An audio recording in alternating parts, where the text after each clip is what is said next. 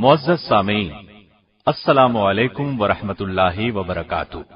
जर्नैल सहाबा के सिलसिले की दूसरी पेशकश सैयदना खालिद बिन वलीद रज़ियल्लाहु अन्हु पेश खिदमत है। इस सिलसिले की पहली कड़ी थी सैयदना अबू उबैदा बिन जर्राह रज़ियल्लाहु अन्हु। दिलचस्प तरीन पैराए में एक अनोखा तोहफा। ये तोहफा इसलिए भी इफादियत का हामिल है कि हमारी नौजवान नस्ल को अपने इस्लामी सिपह सालारों के हालात से बआसानी आगाही हो सकेगी।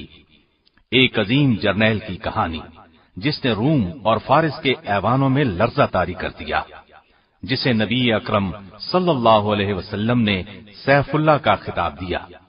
तो आइए सुनते हैं सैयदना खालिद बिन वलीद रज़ियल्लाहु अन्हु। अल्लाह की राह में जिहाद करो, जैसा कि जिहाद करने का हक है। उसी ने तुम्हें बरगुज़ीदा बनाया है और तुम पर दीन की किसी बात में तंगी नहीं डाली, और तुम्हारे लिए तुम्हारे बाप इब्राहीम का दीन पसंद किया। अल्लाह ने पहले यानी पहली किताबों में तुम्हारा नाम मुस्लिम रखा था, और इस किताब में भी तुम्हारा यही नाम रखा है। जो मुसलमान घरों में बैठ रहते और लड़ने से जी चुराते हैं और कोई उज्र नहीं रखते, वो और जो अल्लाह की राह में अपने माल और जान से लड़ते हैं, वो दोनों बराबर नहीं हो सकते। अल्लाह ने माल और जान से जिहाद करने वालों को बैठ रहने वालों पर दर्जे में फजीलत बख्शी है। और गो नेक वादा सबसे है, लेकिन अज्र अजीम के लिहाज से अल्लाह ने जिहाद करने वालों को बैठ रहने वालों पर फजीलत बख्शी है। नबी अकरम सल्लल्लाहु अलैहि वसल्लम का इरशाद है, कोई शख्स जन्नत में दाखिल हो जाए और फिर उससे कहा जाए कि तू लौटकर दुनिया में चला जा, सारी दुनिया की दौलत और हुकूमत तुझे दी जाएगी, तो वो कभी जन्नत से निकलकर दोबारा दुनिया में आने पर राजी न होगा, सिवाय शहीद के, जो ये तमन्ना जाहिर करेगा कि मुझे दुनिया में भेज दिया जाए ताकि मैं फिर जिहाद करके शहीद हूं। इसी तरह 10 मर्तबा जिंदा करके दुनिया में भेजा जाऊं, फिर शहीद होकर आऊं, क्योंकि अल्लाह की राह में शहीद होने वाला बड़े एजाज और इकराम का मुशाहदा करेगा। नबी सल्लल्लाहु अलैहि वसल्लम ने यह भी फरमाया, मेरी तमन्ना है मैं अल्लाह ताला की राह में कत्ल किया जाऊं और फिर मुझे जिंदा किया जाए, फिर कत्ल किया जाऊं, फिर जिंदा कर दिया जाए, फिर कत्ल किया जाए। कुरान करीम की आयात और अहादीस मुबारका आपने मुलाहजा फरमाई, इनसे जिहाद की फजीलत बखूबी वाज़ेह है। तो क्यों ना आज इस्लाम के एक अजीम मुजाहिद सैयदना खालिद बिन वलीद रज़ियल्लाहु अन्हु की जिंदगी के हैरत अंगेज, चौंका देने वाले और जिहाद की रूह को बेदार कर देने वाले वाकयात सुने। आपका जवाब यकीनन हाँ में होगा, तो फिर सुनिए। सैयदना खालिद बिन वलीद ग़ज़वा उहुद में उभर कर सामने आए। ये उस वक्त कुफ्फार मक्का के लश्कर में शामिल थे और एक दस्ते पर सालार थे। नबी करीम सल्लल्लाहु अलैहि वसल्लम ने उहुद के मैदान में एक छोटी पहाड़ी पर, जिसे जबल ऐनैन या जबल रुमात कहते हैं, 50 के करीब तीरंदाजों को मुकर्रर फरमाया था। उहुद पहाड़ और उस पहाड़ी के दरमियान हमवार मैदान है जहां ये जंग हुई। उस पहाड़ी पर तीरंदाजों को इसलिए मुकर्रर फरमाया था ताकि दुश्मन पीछे से हमला न कर सके। उहुद की लड़ाई शुरू हुई। मुसलमान बेजिगरी से लड़े और कुफ्फार के पांव उखड़ गए। वो बदहवास होकर भागे। मुसलमान उनका पीछा करने लगे और माले गनीमत लूटने लगे। ऐसे में पहाड़ी पर मौजूद तीरंदाज दस्ते ने भी पहाड़ी छोड़ दी और माले गनीमत लूटने के लिए मैदान की तरफ दौड़ पड़े। अगरचे नबी करीम सल्लल्लाहु अलैहि वसल्लम ने उन्हें ताकीद फरमाई थी, तुम लोग इस पहाड़ी से न हटना, लेकिन उन्होंने ख्याल किया ये हुक्म उस वक्त तक के लिए था जब तक कुफ्फार शिकस्त खाकर भाग न खड़े हों।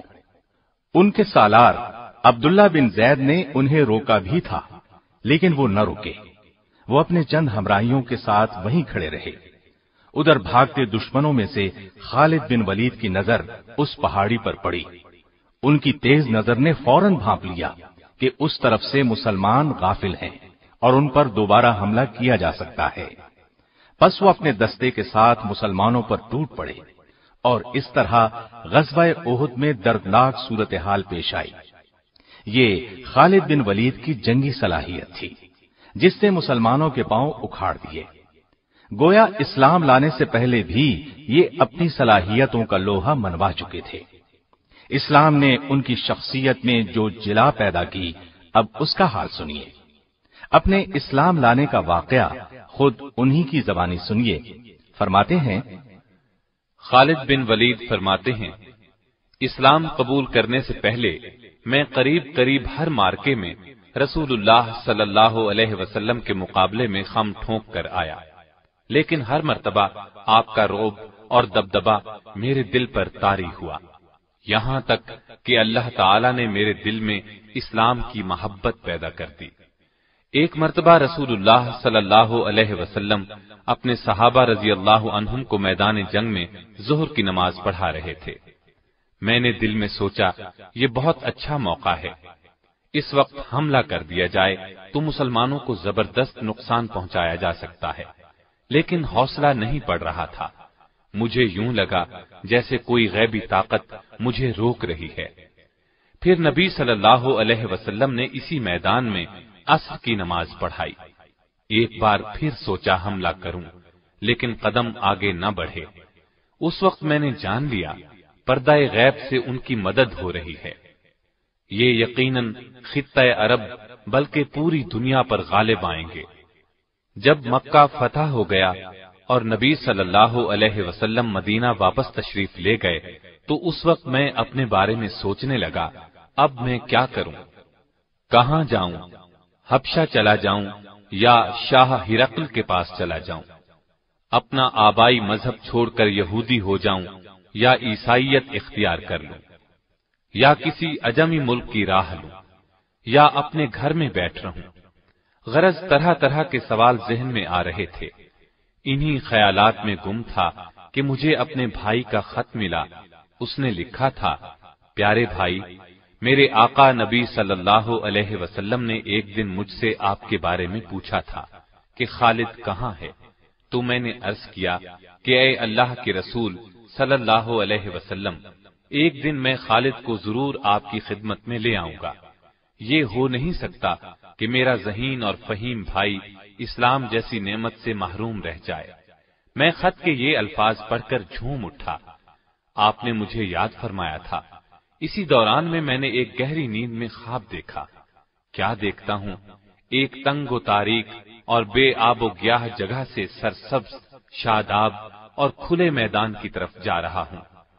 آنکھ کھلی تو دل میں ایک خوشگوار احساس پیدا ہوا اور میں نے مدینے جانے کا پختہ ارادہ کر لیا۔ ساتھ ہی میں نے خواہش کی کہ مدینے کی طرف جانے کے لیے کوئی ساتھی مل جائے۔ میں نے عثمان بن طلحہ رضی اللہ عنہ سے اپنے دلی ارادے کا ذکر کیا۔ وہ خوشی سے میرے ساتھ چلنے کے لیے تیار ہو گیا۔ آخر ہم روانہ ہوئے۔ دوران سفر عمرو بن عاص رضی اللہ عنہ ملے۔ انہوں نے مجھ سے پوچھا، کہاں جا رہے ہو؟ میں نے بتایا، اسلام کی کشش مجھے مدینے کی طرف کھینچے لے جا رہی ہے۔ پھر میں نے ان سے پوچھا، اور آپ کا ارادہ کہاں کا ہے؟ انہوں نے کہا، یہی جذبہ لے کر میں گھر سے نکلا ہوں۔ اب ہم تینوں ایک ساتھ چل پڑے۔ یکم سفر 8 ہجری کو مدینہ طیبہ میں نبی صلی اللہ علیہ وسلم کی خدمت میں حاضر ہوئے۔ میں نے نہایت ادب اور احترام سے آپ کو سلام کیا۔ آپ نے مسکراتے ہوئے میرے سلام کا جواب دیا۔ میں نے کلمہ پڑھ کر اسلام میں داخل ہونے کا اعلان کیا۔ اس پر رسول اللہ صلی اللہ علیہ وسلم نے فرمایا، خالد، تمہاری دانش اور فہم و فراست کی بنا پر مجھے امید تھی کہ تم ایک دن ضرور اسلام قبول کر لوگے۔ میں نے نبی صلی اللہ علیہ وسلم کے ہاتھ پر بیعت کرتے ہوئے عرض کی، اے اللہ کے رسول، میرے لیے اللہ تعالی سے دعا کریں، میں لوگوں کو تلوار کے ذریعے اسلام سے روکتا رہا ہوں اور مسلمانوں کے لیے طرح طرح کی مشکلات پیدا کرتا رہا ہوں۔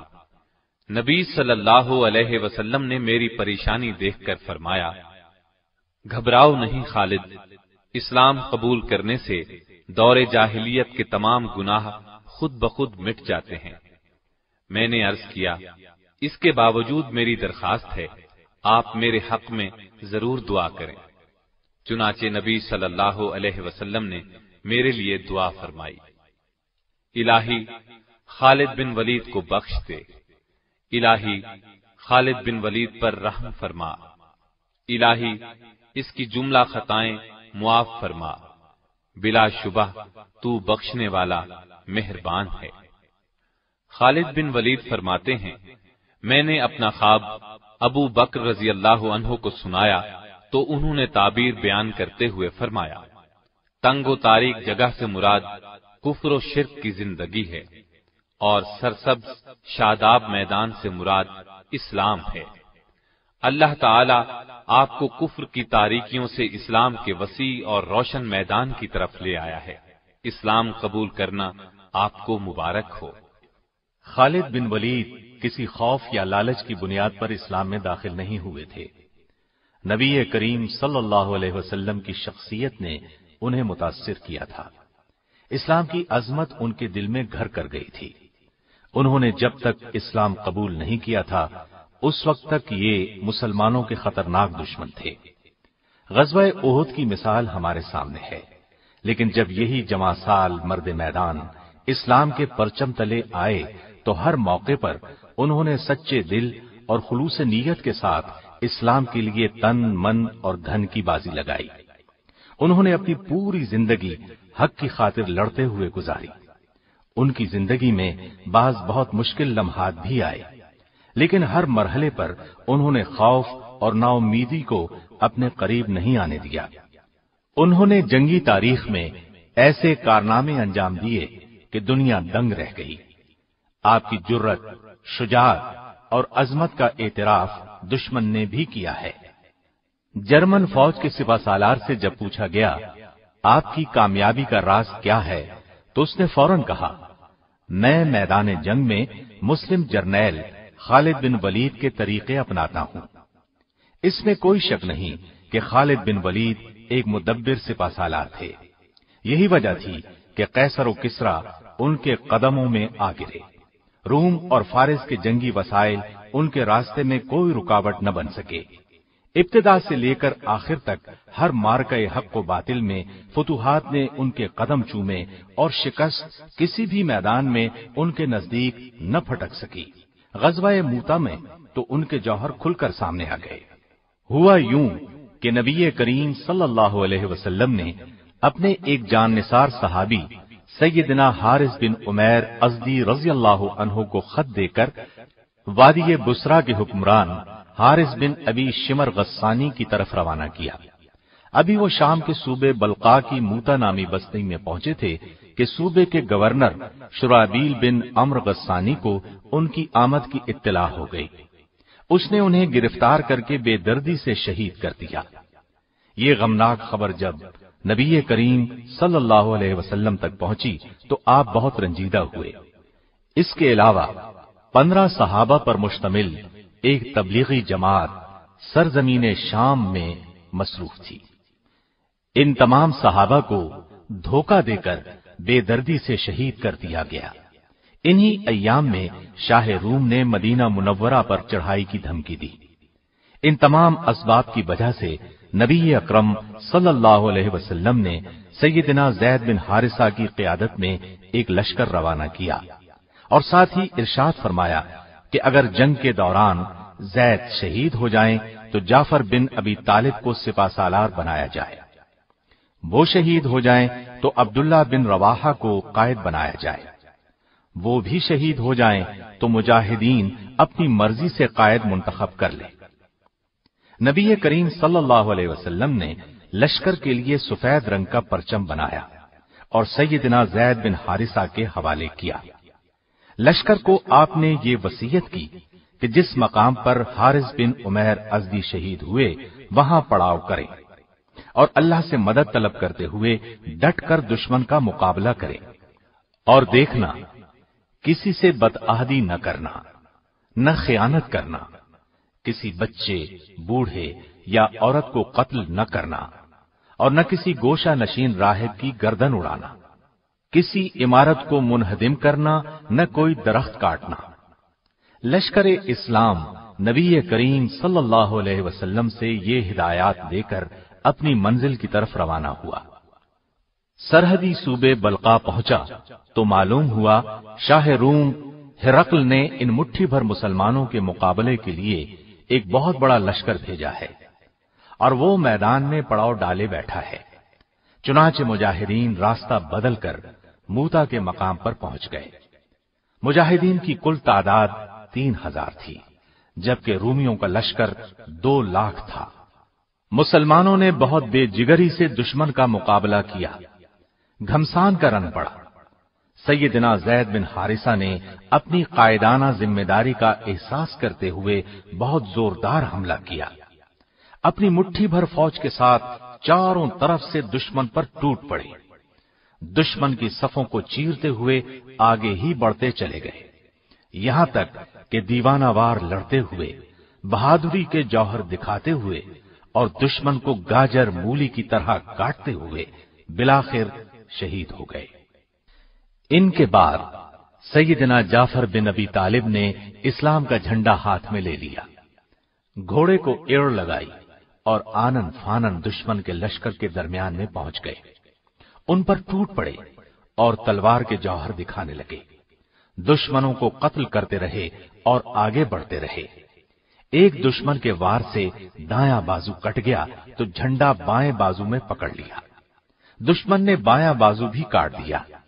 آپ نے جھنڈے کو اپنے بچے کھچے بازوؤں کے سہارے سنبھالے رکھا، گرنے نہیں دیا۔ اس نے تاک کر تیسرا وار کمر پر کیا، آپ لڑکھڑائے اور زمین پر گر گئے۔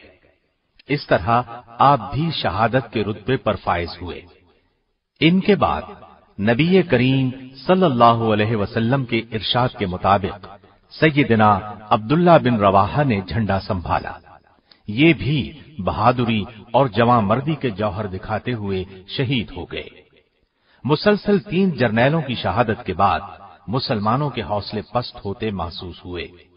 لشکر اسلام کا جھنڈا گر چکا تھا، ہر طرف پریشانی کا عالم طاری تھا، مجاہدین یوں بھی تعداد میں بہت کم تھے۔ ایسے نازک وقت میں سیدنا ثابت بن ارقم نے جھنڈا اٹھا لیا اور بلند آواز میں بولے، اے بھائی خالد بن ولید، مہربانی کر کے اس جھنڈے کو آپ اپنے ہاتھ میں لے لیجئے، اس مشکل ترین وقت میں آپ ہی قیادت کا فریضہ سر انجام دے سکتے ہیں۔ اس پر سیدنا خالد بن ولید نے فرمایا، آپ جھنڈا اپنے پاس رکھیے، آپ مجھ سے افضل ہیں، آپ نے غزوہ بدر میں بھی حصہ لیا ہے، لہذا لشکر اسلام کی قیادت آپ کا حق ہے۔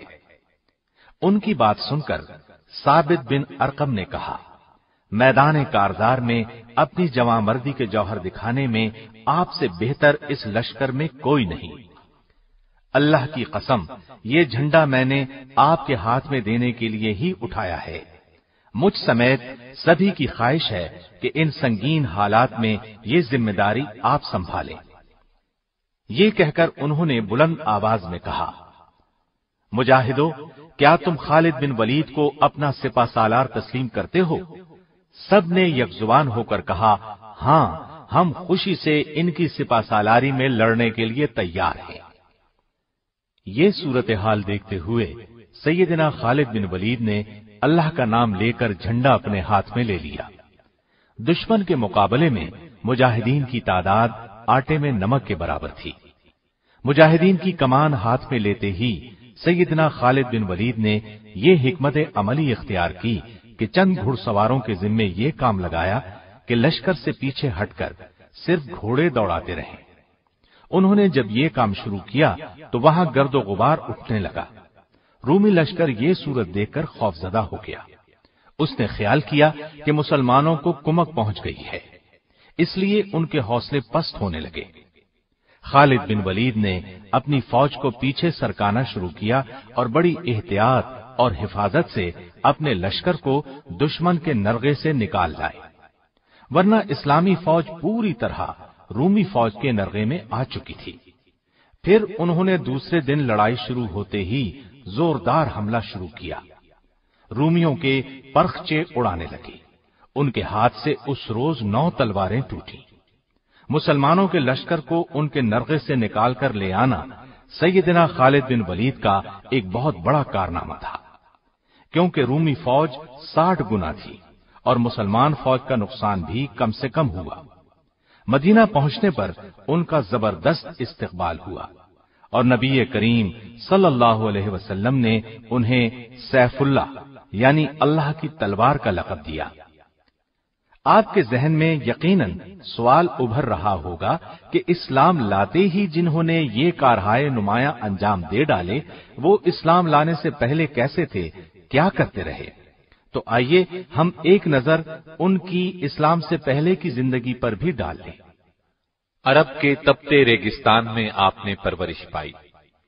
बचपन ही से फनून सिपाहगरी की तरफ मुतवज्जे हो गए। उनकी जंगजूयाना सलाहियतों को देखते हुए कौम की हिफाजत उनके सपुर्द की गई। घुड़सवारी की तरबियत भी ली थी। बुलंद मर्तबत खानदान से ताल्लुक था। जवानी ही में ताकतवर और बहादुर सिपाही शुमार होने लगे, यहां तक कि पूरे अरब में मशहूर हो गए। ऐसे में उन्हें मालूम हुआ कि कुरैश के एक नौजवान ने दावा किया है कि उस पर अल्लाह की तरफ से वही आती है। फिर उन्होंने रसूलुल्लाह सल्लल्लाहु अलैहि वसल्लम को लोगों को ये दावत देते हुए सुना, लोगों, एक अल्लाह की इबादत करो, पत्थर के बुतों की पूजा छोड़ दो। ये दावत सुनकर खालिद बिन वलीद ने महसूस किया, ये दावत तो उनकी कौम के हक में तबाहकुन साबित होगी। उनकी पूरी कौम की राय यही थी, लिहाजा वो कुछ और सोचते भी कैसे। उन्होंने ख्याल किया, नया दीन तो उनकी सरदारी को खत्म कर देगा, लिहाजा वो भी कौम के साथ इस्लाम के खिलाफ डट गए। दीन की इशाअत को रोकने पर तुल गए। उन्होंने मुसलमानों के खिलाफ कई जंगों में हिस्सा लिया, उन्हें बहुत नुकसान पहुंचाया। इसके बावजूद उन्हें ये महसूस होता रहता था कि कुरैश चाहे कुछ भी कर लें, इस्लाम की दावत को रोक नहीं सकेंगे। उन्होंने कुरैश के साथ मिलकर नबी सल्लल्लाहु अलैहि वसल्लम और आपके सहाबा को सताने का कोई मौका हाथ से न जाने दिया। मुसलमानों का मक्के में रहना नामुमकिन बना दिया। आखिर मुसलमान मदीने हिजरत कर गए। दीन के तहफ्फुज के लिए उन्होंने जवाबी जंग की ठानी। चुनाचे गज़वाए बद्र का मारका हुआ। कुरैश के बहुत से सरदार मुसलमानों के हाथों मारे गए या कैदी बना लिए गए। कुरैश की इस जिल्लत आमेज शिकस्त ने खालिद बिन वलीद को आग बगूला कर दिया। वो सोच भी नहीं सकते थे कि मुसलमान इतनी जल्दी इस कदर मजबूत भी हो सकते हैं। अब उस वक्त उन्हें क्या मालूम था कि मुसलमानों के लिए अल्लाह ताला ने आसमान से मदद नाजिल फरमाई थी। वो मुसलमानों के खिलाफ कोशिशों में सरगर्म हो गए। बद्र की शिकस्त के बाद कुरैश ने फैसला किया कि मुसलमानों के खिलाफ एक और जंग लड़ी जाए। इस्लाम को मिटाने के लिए 3000 की फौज तैयार की। साजो सामान से उस फौज को लेस किया गया और इर्द गिर्द के कबाइल से मुसलमानों के खिलाफ दुश्मनी का मुआहदा किया। इसके बाद मदीने की तरफ रवाना हुए। उहुद के मकाम पर मुसलमानों से सामना हुआ, जिनकी कुल तादाद 700 थी।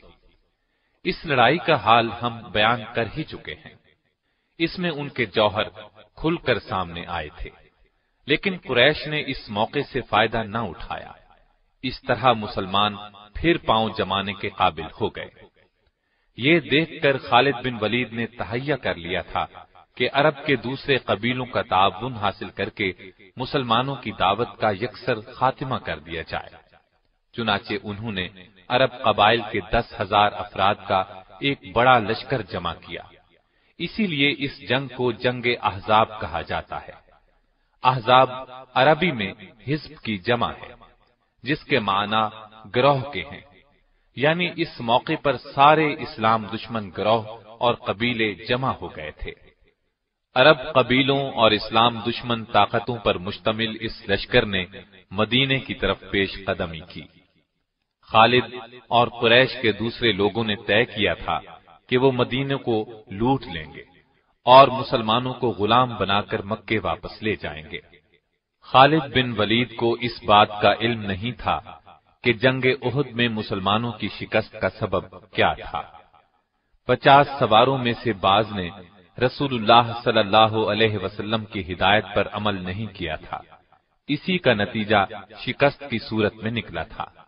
یہ لشکر مدینے کے مضافات میں پہنچا تو خالد بن ولید اور ان کے ساتھی یہ دیکھ کر حیرت زدہ رہ گئے کہ مسلمانوں نے شہر کو بچانے کے لیے اس کے ارد گرد ایک چوڑی خندق کھود لی ہے۔ خالد ایک تجربہ کار جنگجو ضرور تھے، لیکن یہ عسکری تدبیر ان کے لیے بالکل نئی چیز تھی۔ ان لوگوں نے بار بار خندق پار کرنے کی کوشش کی، لیکن ہر بار ناکام ہوئے۔ مسلمان پوری طرح چوکس تھے۔ جس طرف سے بھی خندق پار کرنے کی کوشش کی گئی، مسلمان آڑے آئے اور ایسے ہر دشمن کا صفایا کرتے رہے جو خندق پار کرنے کی کوشش کرتا تھا۔ محاصرے کو جب 1 ماہ گزر گیا اور کچھ بن نہ پڑا تو خالد بن ولید مایوس ہو گئے۔ انہیں یقین تھا کہ مسلمان ہتھیار نہیں ڈالیں گے۔ پھر اللہ کے حکم سے تیز آندھی چلی، اس نے کفار کو تتر بتر کر دیا، خیمے اڑا کر رکھ دیے۔ لشکر میں ہولناک افراتفری مچ گئی۔ خالد بن ولید نے انہیں روکنے کی کوشش کی، ان کا حوصلہ بڑھانے کی کوشش کرتے رہے، لیکن وہ لوگ اچھی طرح محسوس کر چکے تھے کہ مسلمان ہتھیار نہیں ڈالیں گے۔ آخر قریش بھاگ کھڑے ہوئے۔ دشمنوں سے نجات پانے کے بعد رسول اللہ صلی اللہ علیہ وسلم اور صحابہ کرام نے عمرے کا ارادہ فرمایا۔ وہ معمولی ہتھیاروں کے ساتھ اس امید پر مکے کی طرف روانہ ہوئے کہ قریش انہیں عمرے سے نہیں روکیں گے، لیکن جب یہ لوگ مکے کے نزدیک پہنچے تو وہ آڑے آئے۔ انہوں نے خیال کیا مسلمانوں کی آمد ان کے لیے خطرہ ہے۔ ایسے میں خالد بن ولید کچھ سواروں کے ساتھ آگے بڑھے اور حدیبیہ کے مقام پر مسلمانوں کا راستہ روک لیا۔ انہوں نے مسلمانوں کو للکارا، لیکن وہ تو گھر سے لڑنے کے لیے نہیں آئے تھے، لہذا خاموش رہے۔ آخر رسول اللہ صلی اللہ علیہ وسلم نے قریش کے ساتھ ایک صلح نامہ طے کیا۔ طے یہ پایا کہ مسلمان اور قریش مکہ 10 سال تک نہیں لڑیں گے، اور یہ کہ مسلمان اب واپس مدینے چلے جائیں، آئندہ سال عمرہ کرنے کے لیے آئیں۔ اس معاہدے کی کچھ اور شرائط بھی تھیں۔ بعض مسلمانوں کے خیال میں وہ شرائط پسندیدہ نہیں تھیں، مگر انہوں نے رسول اکرم صلی اللہ علیہ وسلم کے سامنے دم مارنے کی جرأت نہ کی۔ بعد میں یہ بات ثابت ہو گئی کہ صلح کی شرائط مسلمانوں کے حق میں بہت مفید ثابت ہوئی تھی۔ اس صلح نامے کو باقاعدہ تحریری شکل دی گئی۔ خالد بن ولید اس دوران میں مسلمانوں کی حرکات اور سکنات دیکھتے رہے۔ وہ دیکھ رہے تھے کہ مسلمان کس طرح رسول اللہ پر جان چڑکتے ہیں۔ انہوں نے اس حد تک کسی کو کسی کا احترام کرتے نہیں دیکھا تھا۔ اسلام کی دعوت دینے کے وہ کس قدر شوقین تھے، یہ بھی انہیں اندازہ ہوا۔ اس روز کے بعد سے ان پر ایک مایوسی کی حالت طاری ہو گئی۔ حقیقت یہ تھی کہ وہ اسلام کی سچائی کو پوری طرح محسوس کرنے لگے تھے، لیکن اعلانیہ یہ بات کہنے کا حوصلہ ابھی ان میں پیدا نہیں ہوا تھا۔ آخر کار انہوں نے محسوس کر لیا کہ اب تک وہ جس راستے پر چلتے رہے ہیں اس میں سوائے تاریکی کے اور کچھ نہیں ہے۔ اسلام کی روشنی انہیں اپنے اندر جذب ہوتی محسوس ہوئی۔ اس طرح انہوں نے اسلام قبول کرنے کا فیصلہ کر لیا۔ ان کے اسلام لانے کی تفصیل ہم آپ کو سنا ہی چکے ہیں۔ اسلام لانے کے بعد خالد بن ولید اسلام کے سچے سپاہی بن گئے اور اسلام پر سختی سے کاربند ہو گئے۔ اسلام کے دفاع کے لیے ہر دم تیار رہتے تھے۔ نبی کریم صلی اللہ علیہ وسلم انہیں جہاں جانے کے لیے کہتے وہ فوراً حکم بجا لاتے، ایک لمحے کی بھی تاخیر نہ کرتے۔ اب اسلام تیزی سے پھیلنے لگا تھا۔ اس زمانے میں سیدنا خالد بن ولید رضی اللہ عنہ نے سب سے پہلی نمایاں کامیابی جنگ موتا میں حاصل کی۔ اس کا ذکر آپ سن چکے ہیں۔ اس واقعے کے بعد ان کی اصل مجاہدانہ زندگی کی ابتدا ہوئی۔ نبی کریم صلی اللہ علیہ وسلم نے قریش مکہ سے حدیبیہ کا معاہدہ کیا تھا۔ اس کی ایک شق یہ تھی کہ 10 سال تک دونوں فریق جنگ نہیں کریں گے، اور جو فریق معاہدے کی خلاف ورزی کرے گا اس کے خلاف جوابی کارروائی کی جائے گی۔ چنانچہ قریش نے معاہدے کی خلاف ورزی کی، مسلمانوں کے حلیف بنو خزاعہ پر حملہ کر دیا۔ اس کے بعد انہیں احساس ہوا کہ ان سے بڑی غلطی ہوئی، اس غلطی کے نتائج ان کے لیے تباہ کن ہوں گے، اس لیے انہوں نے مسلمانوں سے نئی شرائط طے کرنے کی کوشش کی، لیکن رسول کریم صلی اللہ علیہ وسلم نے ان کا عذر تسلیم نہ کیا اور ان کے مظالم کا خاتمہ کرنے کا عزم کر لیا۔ نبی کریم صلی اللہ علیہ وسلم 10,000 کے لشکر کے ساتھ مکے کی طرف روانہ ہوئے۔ سیدنا خالد بن ولید بھی اسلامی لشکر کے ایک حصے کے سالار تھے۔ نبی کریم صلی اللہ علیہ وسلم نے انہیں ہدایت کی کہ وہ معافی اور نرمی کا سلوک کریں، اس وقت تک خود حملہ نہ کریں جب تک ان پر حملہ نہ کیا جائے۔ خالد بن ولید اپنے دستے کے ساتھ مکے میں داخل ہوئے۔ وہ فوراً کعبے کی طرف بڑھے۔ کعبے میں مشرکین نے عبادت کے لیے ہر قسم کے بت رکھے ہوئے تھے۔ وہ نبی کریم صلی اللہ علیہ وسلم کے حکم پر ان بتوں کو توڑنے اور کعبے کے نواح سے بت پرستی کی نشانیاں مٹانے لگے، اور نبی کریم صلی اللہ علیہ وسلم نے مکے میں داخل ہو کر فرمایا، لوگو، آج کے دن تم آزاد ہو، تم میں سے کسی کو نقصان نہیں پہنچایا جائے گا۔ آپ صلی اللہ علیہ وسلم کا یہ اعلان سن کر خالد بن ولید نے محسوس کیا کہ نبی کریم صلی اللہ علیہ وسلم کس قدر عظیم انسان ہیں۔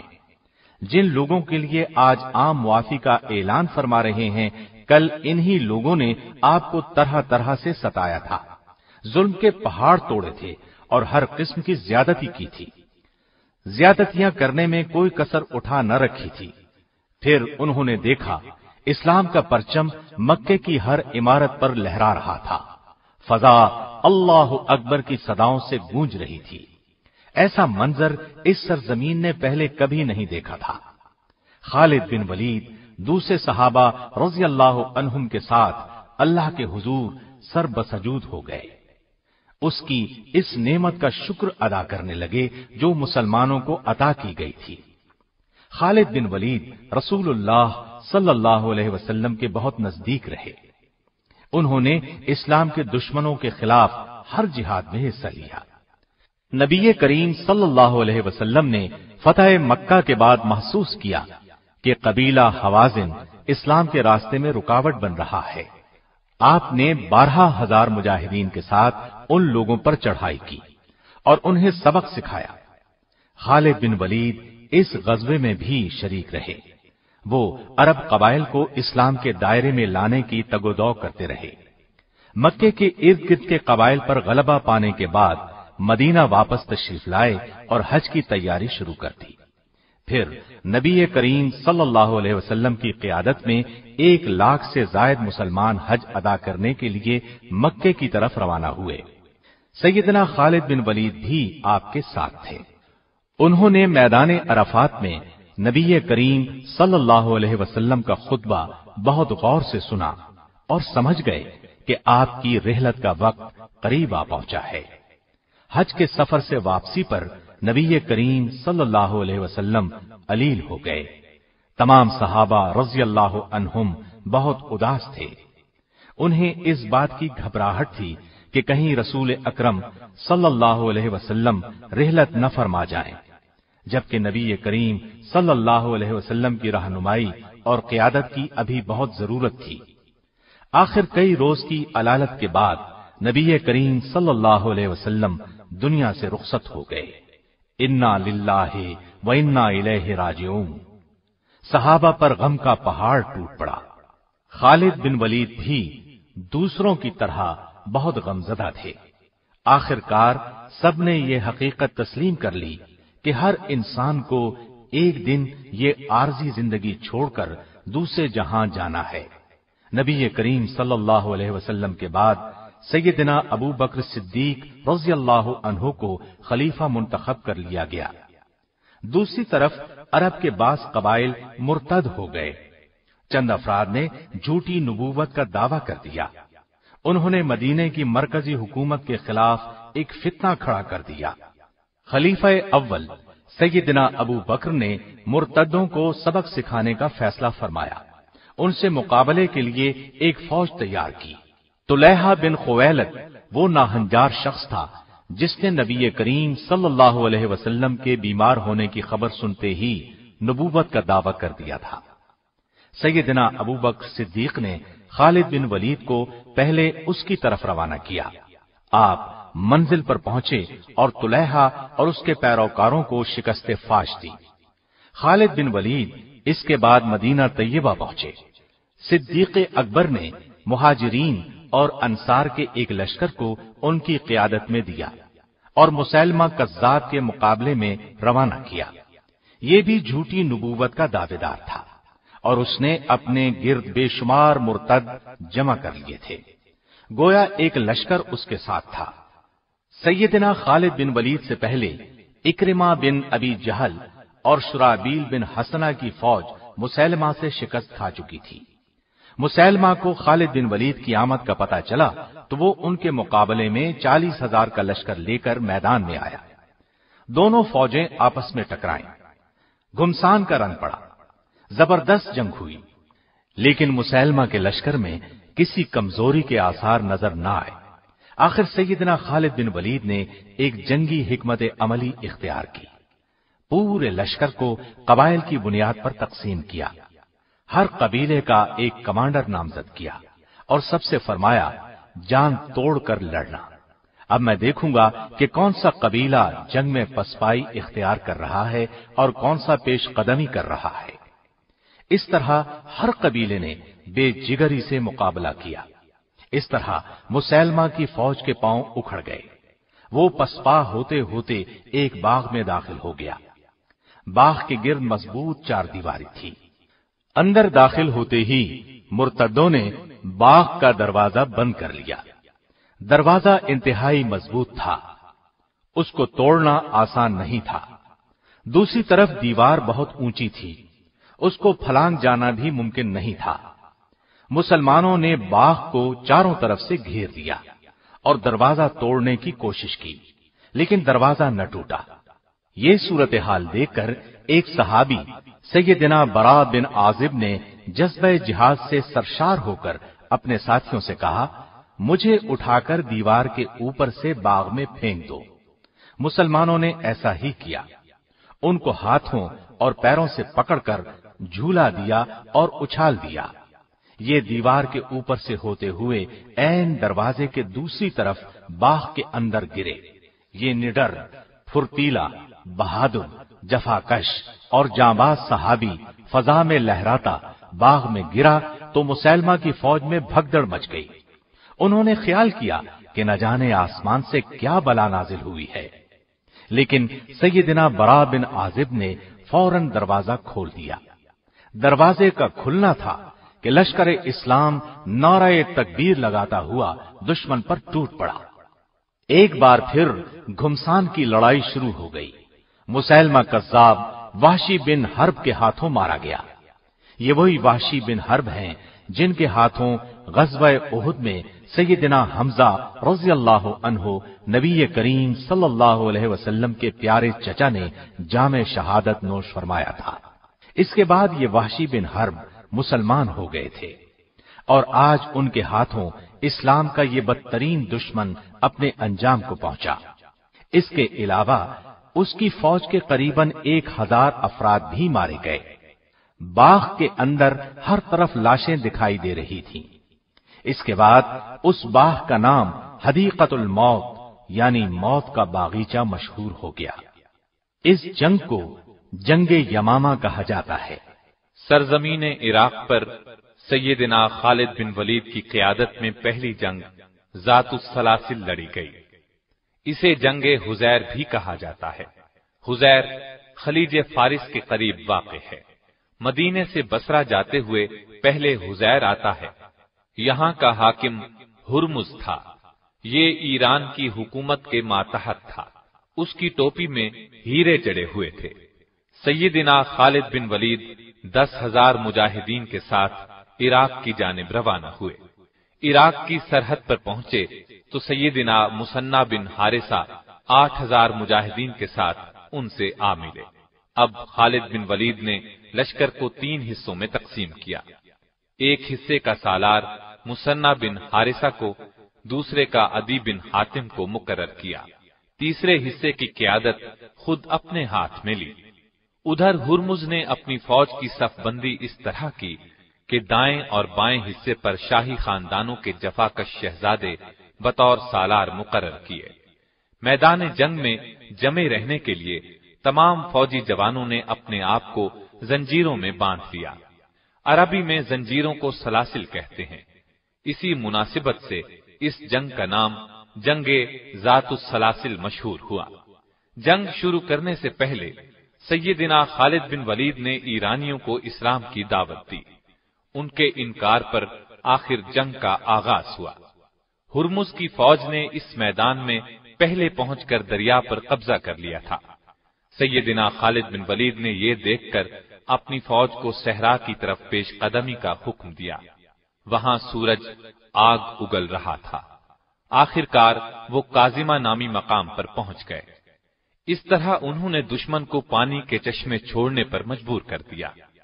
आखिर दुश्मन से टकराव हुआ। हुर्मुज उनके मुकाबले में आया। खालिद बिन वलीद ने उस पर ऐसा कारी वार किया कि वो अपने ही खून में नहाकर घुटनों के बल गिरा। हुर्मुज के कत्ल से ईरानी फौज का जोश जाता रहा। मुसलमानों का रोब उनके दिलों में बैठ गया। इसके बाद पुरजोश हमलों की ताब न लाकर वो मुंतशिर हो गए। फारसियों का बहुत ज्यादा नुकसान हुआ। मुसलमानों ने उनका ताक़ुब किया और बेशुमार फारसियों को तहस नहस कर दिया। इस तरह उन्हें मुसलमानों के हाथों शर्मनाक शिकस्त से दो चार होना पड़ा। इस जंग की नुमायां बात यह थी कि खालिद बिन वलीद ने दुश्मन की जंगी हिकमत अमली को नाकाम बना दिया और उन्हें अपनी हिकमत अमली के तहत लड़ने पर मजबूर कर दिया। जंग के बाद उन्होंने मदीने में माले गनीमत में शामिल एक हाथी भी भेजा। मदीने के लोगों ने जिंदगी में पहली बार हाथी देखा। वो इस कदर डील डौल वाले अजीबो गरीब जानवर को देखकर हैरान रह गए। इस लड़ाई में हुर्मुज की एक टोपी भी हाथ लगी। इस टोपी में निहायत बेशकीमत हीरे जवाहिरात जड़े हुए थे। माले गनीमत की तकसीम के वक्त ये टोपी सैयदना खालिद बिन वलीद के हिस्से में आई। इसकी कीमत का अंदाजा लगाया गया। वो करीबन 1 लाख दिरहम की साबित हुई। पै दर पै फतूहात ने जहां कुफार के अंदर हलचल मचा दी थी, वहां मुसलमानों के हौसले बहुत बुलंद कर दिए थे। मुसलमानों का सैले रवां किसी के रोके रुक नहीं रहा था। बिला शुबहा ये दौर मुसलमानों की तारीख का ताबनाक तरीन दौर था। हीरा और उबुल्लाह के दरमियान दरियाए फुरात के किनारे इल्लीस नामी इलाका है। इराक में आबाद अरब कबाइल ने ईरानियों के साथ मिलकर इस्लामी लश्कर का मुकाबला करने का प्रोग्राम तरतीब दिया। ये कबाइल मुसलमानों से पै दर पै शिकस्त खाने के बाद मुसलमानों के खिलाफ बिखरे हुए थे। चुनाचे इस इलाके में जमा हुए। उधर सैयदना खालिद बिन वलीद ने इस मकाम पर पहुंचकर दुश्मन पर हमला किया। दुश्मन के लश्कर में नामी गिरामी शाहसवार मालिक बिन कैस मौजूद था। वो आपके मुकाबले पर आया। आपने एक ही वार में उसे ढेर कर दिया। ये मंजर देखकर दुश्मन फौज पर हैबत तारी हो गई। लश्कर के लिए खाना तैयार था, लेकिन उन पर ऐसा खौफ तारी हुआ कि खाना मैदान में छोड़कर भाग निकले। इस खाने में सफेद चपातियां थीं, जिनसे मुसलमान नाआशना थे। उन्होंने ऐसा खाना पहली मर्तबा देखा था। मुसलमानों ने भागते हुए दुश्मन का ताक़ुब किया और उन्हें काटते चले गए। इस लड़ाई को जंग इल्लीस कहते हैं। काफिरों के 70,000 के करीब आदमी मारे गए। इसके बाद सैयदना खालिद बिन वलीद हीरा की तरफ मुतवज्जे हुए। अरब कबाइल को काबू में रखने के लिए जरूरी था कि हीरा पर कब्जा किया जाए। इसलिए इस अजीम जर्नैल ने हीरा का रुख किया। ये इलाका भी दरियाए फुरात के किनारे वाक़ था। सैयदना खालिद बिन वलीद ने कश्तियों के जरिए रास्ता तय किया। उधर हीरा के गवर्नर को इस्लामी लश्कर की पेश कदमी का इल्म हुआ। उसने अपने बेटे की कमान में बहुत से जंगजू रवाना किए ताकि मुसलमानों की पेश कदमी को हीरा से पहले ही रोक दिया जाए। गवर्नर का बेटा खालिद बिन वलीद के मुकाबले में आया। वो उनके हाथों कत्ल हुआ। बेटे के कत्ल की खबर सुनकर गवर्नर घबरा गया और किले में बंद हो गया। हीरा में बहुत मजबूत और आलीशान किले तामीर किए गए थे ताकि जरूरत के वक्त उनको अपनी हिफाजत के लिए काम में लाया जाए। लिहाजा अहले हीरा मुजाहिदीन से खौफजदा होकर किले में चले गए। मुजाहिदीन ने भी किले का मुहासरा कर लिया। एक दिन और एक रात मुहासरा जारी रहा। आखिर किसी तरह चंद मुजाहिदीन किले में दाखिल हो गए। अहले हीरा पहले ही हौसला हार चुके थे, इसलिए सुलह पर आमादा हो गए।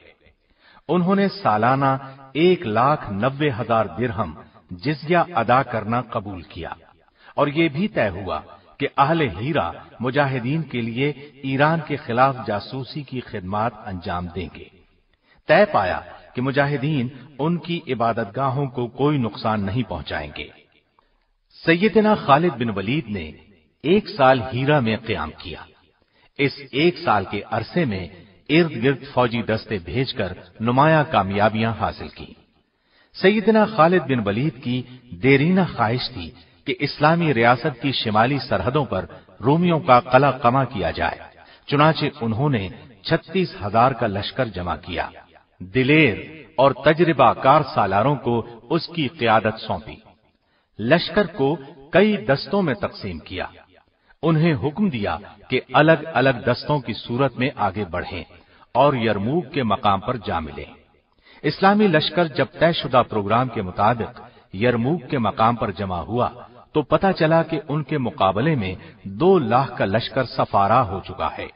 इस्लामी लश्कर के सालारों ने आपस में मशवरा किया और इस नतीजे पर पहुंचे कि दानिशमंदी का तकाजा ये है कि खलीफा को इस सूरत हाल की इत्तला दी जाए। मदीने में सैयदना अबू बकर सिद्दीक को सूरत हाल का इल्म हुआ तो उन्होंने खालिद बिन वलीद की तरफ कासिद रवाना किया। वो उस वक्त इराक के महाज पर थे। कासिद के जरिए उन्हें खलीफा का पैगाम मिला कि वो शाम पहुंचकर रूमियों के खिलाफ इस्लामी लश्कर की क़ियादत करे। खालिद बिन वलीद रवाना हो गए। उनका सफर बहुत मुश्किल था। सहरा में से सफर करते हुए वो अपने 8,000 सिपाहियों के साथ आखिर यरमूक में मौजूद इस्लामी लश्कर से जा मिले। उन्होंने एहतियात से सूरत हाल का जायजा लिया। लड़ाई का बाकायदा मंसूबा तैयार किया।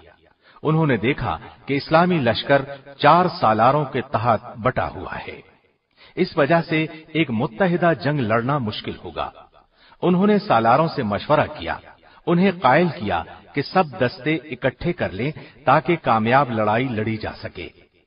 उस वक्त उन्होंने फौज के सामने ये तकरीर की, हमारा आज का दिन अल्लाह के लिए वक्फ है।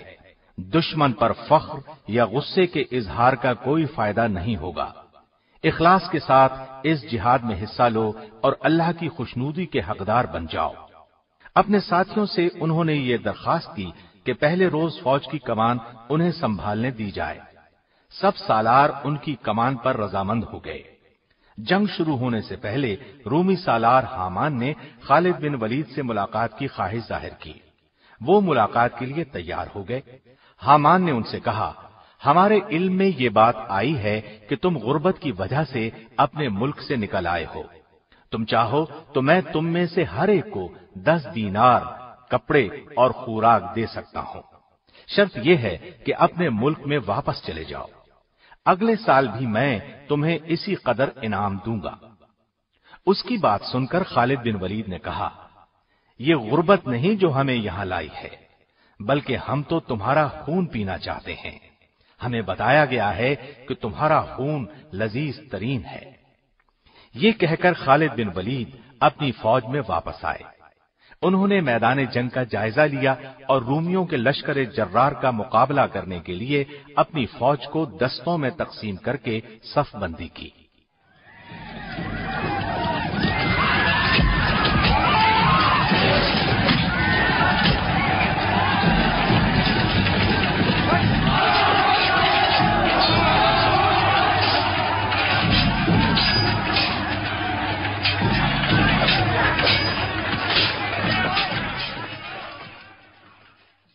यरमूक में जब तलवारें तलवारों से टकराईं तो फिजा अल्लाह अकबर के नारों से गूंज उठी। सर कट कट कर गिरने लगे। इंसानी जिस्म घोड़ों के सुमों तले कुचले जाने लगे। दोनों फौजें सारा दिन लड़ती रहीं। शाम को अपने पड़ाव में चली गईं। दूसरे दिन इस्लामी लश्कर ने रूमी फौज के कल्ब पर हमला किया और उनकी सफें दरहम बरहम कर दी। बिलाखिर रूमियों के पांव उखड़ गए। उन्होंने पीठ दिखाई और भागने लगे। मुसलमानों ने ताकुब किया और उन्हें गाजर मूली की तरह काटते चले गए। बहुत दूर तक पीछा करने के बाद लौटे। रूमियों का बेपनाह नुकसान हुआ। रुस्वाई अलग पल्ले पड़ी। ये बात भी नहीं कि खालिद बिन वलीद सिर्फ एक जंगजू थे, वो इस्लाम की अजमत का एक निशान भी थे। सच्चे मुसलमान थे, सिर्फ अल्लाह की रजा के लिए हर काम करते थे। उनकी जिंदगी में एक नाजुक लम्हा आया था, लेकिन वो उस वक्त भी एक खरे मुसलमान ही साबित हुए। यरमूक की ये लड़ाई हो रही थी। जंग का मैदान गर्म था। ऐसे में मदीने से एक कासिद आ पहुंचा। उसने लश्कर में मौजूद सैयदना अबू उबैदा बिन जर्राह को खबर दी कि रसूलुल्लाह सल्लल्लाहु अलैहि वसल्लम के खलीफा अबू बकर सिद्दीक रजी अल्लाह अन्हु इंतकाल कर गए हैं और सैयदना उमर बिन खत्ताब मुसलमानों के खलीफा मुंतखब हुए हैं। उन्होंने खालिद बिन वलीद को लश्कर की कमान से माजूल कर दिया और आपको उनकी जगह सिपाह सालार मुकर्रर किया है। सैयदना अबू उबैदा ने खत उस वक्त तक खुफिया रखा जब तक कि जंग खत्म न हो गई। जंग के खत्म होने पर वो सिपाह सालार के पास गए। वो खत उन्हें दिया। उन्होंने खत पढ़ा और पूछा, ये खत कब आया था? अबू उबैदा ने उन्हें बताया कि ये खत उन्हें उस वक्त मिला था जब जंग उरूज पर थी। उन्होंने पूछा, आपने खत मुझे उस वक्त क्यों न दिया? अबू उबैदा ने कहा, वो वक्त खत देने के लिए मुनासिब नहीं था। सैयदना खालिद बिन वलीद ने उनकी तारीफ की। आगे बढ़कर उनकी पेशानी चूम ली। उस वक्त उनकी आंखों में आंसू तैर रहे थे। उन्होंने उसी वक्त फौज की कमान उनके सपुर्द कर दी। फिर उनकी क़यादत में एक सिपाही की हैसियत से लड़ते रहे। पहले की तरह कुफ्र के खिलाफ जिहाद में सरगर्म रहे, यहां तक कि मुसलमानों ने फलस्तीन और उर्दुन के तमाम इलाके फतह कर लिए। उन्होंने रूमियों को उन इलाकों से निकाल बाहर किया। रूमी बादशाह हिरकल को अपनी फौज की इबरतनाक शिकस्त की खबर मिली तो वो अपने फौजी पड़ाव हिम्स को छोड़कर वापस कुस्तुनतुनिया चला गया। उसने शाम को हमेशा के लिए खैरबाद कह दिया। यरमूक की लड़ाई में एक दिलचस्प वाकया ये पेश आया कि एक रूमी जर्नैल जर्जा ने सैयदना खालिद बिन वलीद से कहा, एक बात तो बताओ, क्या तुम्हारे नबी पर आसमान से कोई तलवार नाजिल हुई थी जो उन्होंने तुम्हारे हाथ में थमा दी और तुम्हें सैफुल्लाह कहा जाने लगा? इस पर सैयदना खालिद बिन वलीद ने फरमाया, अल्लाह ताला ने हमारी रहनुमाई के लिए एक रसूल भेजा। हम में से बाज ने उनकी तस्दीक की और दिलो जान से उनका साथ दिया। उनकी मोहब्बत का दम भरा, उनके हर हुक्म के सामने सर झुका दिया, जबकि बाज ने उनकी मुखालिफत पर कमर बांध ली। पहले मैं भी ऐसे लोगों में शामिल था। फिर अल्लाह ताला ने मेरा दिल इस्लाम की तरफ माइल कर दिया।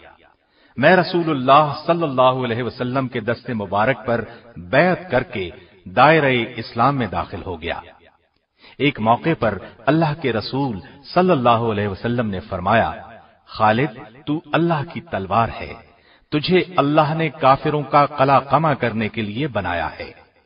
سو اس طرح میرا نام سیف اللہ مشہور ہو گیا۔ رومی جرنیل حامان نے پوچھا، تم کس چیز کی طرف دعوت دیتے ہو؟ انہوں نے جواب دیا، ہم اللہ کی توحید اور اس کی عبادت کی طرف بلاتے ہیں۔ اس نے پھر پوچھا، اگر آج کوئی شخص اسلام لے آئے تو کیا وہ اجر اور ثواب میں تمہارے درجے اور مقام کو پہنچ سکتا ہے؟ یہ سن کر خالد بن ولید نے فرمایا، یقیناً مجھ سے بھی 2 ہاتھ آگے بڑھ سکتا ہے۔ یہ سن کر رومی جرنیل نے فوراً کہا، تب پھر مجھے بھی مسلمان کر لیں۔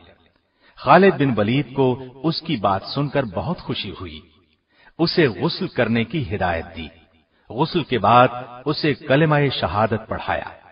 اس نے 2 رکعت نماز ادا کی، اپنی فوج پر لعنت بھیجی، پھر اسلامی لشکر میں شامل ہو کر بے جگری سے لڑتا رہا، یہاں تک کہ جام شہادت نوش کر گیا۔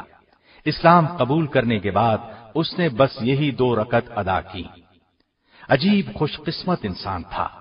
اس لڑائی کے دوران مجاہدین کا جذبہ جہاد اور شہادت کا شوق دیکھنے کے قابل تھا۔ سیدنا اکرمہ بن ابی جہل رضی اللہ عنہ جوش اور جذبے کے عالم میں بولے، میں اسلام قبول کرنے سے پہلے کسی بھی مارکے میں پیٹھ پھیر کر نہیں بھاگا، تو آج اسلام کے دشمنوں کے مقابلے میں کیسے بھاگ سکتا ہوں؟ ساتھیو، آؤ شہادت کا شوق دل میں بسا کر آگے بڑھیں۔ یہ کہا اور چند ساتھیوں کے ساتھ دیوانہ وار دشمنوں کی صفوں کو چیرتے ہوئے رومی لشکر کے عین درمیان میں پہنچ گئے۔ اس طرح دشمن کے نرغے میں آ گئے، بلا کی تیزی سے تلوار چلانے لگے، دشمنوں کو کاٹتے چلے گئے۔ ان پر بھی چاروں طرف سے تلواریں برس رہی تھیں۔ آخر جام شہادت نوش کر کے بہشت بری میں پہنچ گئے۔ خالد بن ولید نے کافروں کے خلاف بے شمار جنگیں لڑی، اسلام کے لیے اپنا سب کچھ وقف کر دیا۔ تمام تر تجربے اور ذہانت سے کام لیتے ہوئے اللہ کا نام بلند کرنے کی ہر ممکن کوشش کی، اور عین ان دنوں میں جبکہ ان کی سپہ سالاری کا جادو سر چڑھ کر بول رہا تھا، جب ان کی جنگی تدبیریں اچھے اچھوں کے چھکے چھڑا رہی تھیں، جب وہ فتوحات پر فتوحات حاصل کرتے ہوئے آگے ہی آگے بڑھتے چلے جا رہے تھے، اور ان کے آگے باندھا جانے والا ہر بند گھاس پھوس کی مانند اڑتا چلا جا رہا تھا، امیر المومنین سیدنا عمر فاروق رضی اللہ عنہ کا حکم انہیں ملتا ہے۔ خط کے الفاظ تھے، آپ کو اسلامی لشکر کی سپہ سالاری سے معزول کیا جاتا ہے۔ یہ خبر چھوٹی سی خبر نہیں تھی، یہ خط کوئی معمولی خط نہیں تھا، ایک ایسے زبردست عظیم سپہ سالار کی معزولی کا حکم تھا جسے نبی کریم صلی اللہ علیہ وسلم نے اپنی زبان مبارک سے سیف اللہ کا خطاب دیا تھا۔ اس خط میں ان کی معزولی کا حکم تھا۔ اس اللہ کے بندے نے اس حکم کو انتہائی صبر، سکون اور رضامندی سے قبول کیا۔ شکایت کا ایک لفظ بھی اس کی زبان سے نہ نکلا۔ معلوم ہوا کہ وہ تو صرف اللہ کی رضا کے لیے لڑ رہے تھے، سپہ سالاری کے لیے نہیں، نام و نمود کے لیے نہیں۔ سپہ سالاری سے معزول ہونے کے بعد انہوں نے یہ نہیں کیا کہ سب کچھ چھوڑ کر اپنے گھر آ گئے۔ انہوں نے ایک سچے مجاہد کی حیثیت سے اسلام کے دشمنوں سے لڑائی پھر بھی جاری رکھی۔ سیدنا عمر فاروق سے جب اس حیرت انگیز اور انوکھے فیصلے کے بارے میں پوچھا گیا، ان سے سوال کیا گیا، آپ نے خالد بن ولید کو کیوں معزول کر دیا؟ تو آپ نے جواب دیا، میں نے خالد بن ولید کو کسی غلطی یا جرم کی سزا کے طور پر معزول نہیں کیا، بلکہ میں نے یہ فیصلہ اس لیے کیا کہ مسلمان کہیں یہ گمان نہ کر لیں کہ انہیں فتوحات خالد بن ولید کی وجہ سے ہو رہی ہیں۔ فتوحات ہمیں اللہ تعالیٰ کی مہربانیوں سے ہو رہی ہیں۔ بہرحال سپہ سالاری چھوڑ کر ایک عام سپاہی کی حیثیت سے لشکر میں شامل رہنا اور اسلام کے دشمنوں سے جنگ جاری رکھنا ان کا ایک ناقابل فراموش کارنامہ ہے۔ تاریخ ایسی مثالیں پیش کرنے سے قاصر ہے۔ یہ عظیم جرنیل اپنی زندگی میں شہادت کی تمنا کرتا رہا، زندگی بھر دشمن سے لڑتا رہا۔ اس کے جسم پر کوئی حصہ ایسا نہیں تھا جہاں زخم کا نشان موجود نہ ہو، لیکن اللہ کی قدرت، شہادت کی موت ان کے نصیب میں نہیں تھی۔ دشمن جس کا نام سن کر کانپ جاتا تھا، وہ اپنی زندگی کے آخری دنوں میں ہمس شہر میں بستر پر لیٹا تھا اور آنسو بہاتے ہوئے غمگین انداز میں کہہ رہا تھا، افسوس، آج میں بستر کی موت مر رہا ہوں۔ اللہ کی قسم، میں نے شہادت کے شوق میں بے شمار جنگیں لڑیں، میرے بدن کا کوئی جوڑ، کوئی حصہ ایسا نہیں جس پر تیر یا تلوار کے زخم کا نشان نہ ہو، لیکن مجھے شہادت کی موت نہ مل سکی۔ اور ان الفاظ کے ساتھ ہی ان کی روح پرواز کر گئی۔ انا للہ و انا الیہ راجعون۔ ان کے انتقال کی خبر جب امیر المؤمنین سیدنا عمر فاروق کو ملی تو آپ بہت رنجیدہ ہوئے، اور جب آپ کو پتہ چلا کہ انہوں نے ایک گھوڑا اور جنگ میں استعمال ہونے والے ہتھیاروں کے سوا پیچھے کچھ نہیں چھوڑا تو آنکھوں میں بے اختیار آنسو آ گئے اور فرمایا، خالد واقعی عظیم انسان تھا۔ ان کا جنازہ اٹھایا گیا تو والدہ نے غم میں ڈوبے ہوئے لہجے میں کہا، میرے بچے، تو بلا شبہ ہزاروں میں ایک تھا، شیر سے بڑھ کر دلیر تھا اور دریا سے بڑھ کر سخی تھا۔ تو نے امت مسلمہ کا دفاع اسی طرح کیا جس طرح شیر اپنے بچوں کی حفاظت کرتا ہے۔ اللہ کا سایہ تم پر سدا رہے۔ میری دلی دعا ہے کہ آخرت میں تجھے راحت، آرام اور چین نصیب ہو۔ تو زندگی بھر میری آنکھوں کی ٹھنڈک اور دل کا سرور بنا رہا۔ اللہ تجھے آخرت میں خوشیاں نصیب کرے۔ بیٹا، میں تجھے رب کریم کے سپرد کرتی ہوں۔ خالد بن ولید رضی اللہ عنہ کو ہمس میں دفن کیا گیا۔ وہ آئندہ نسلوں کے لیے اس بات کی علامت بن گئے کہ اس زمانے کے مسلمان کس قدر دلیر اور بہادر تھے۔ آپ رضی اللہ عنہ نے 21 ہجری میں وفات پائی۔ اللہ تعالی ان پر بے شمار رحمتیں نازل کرے، آمین۔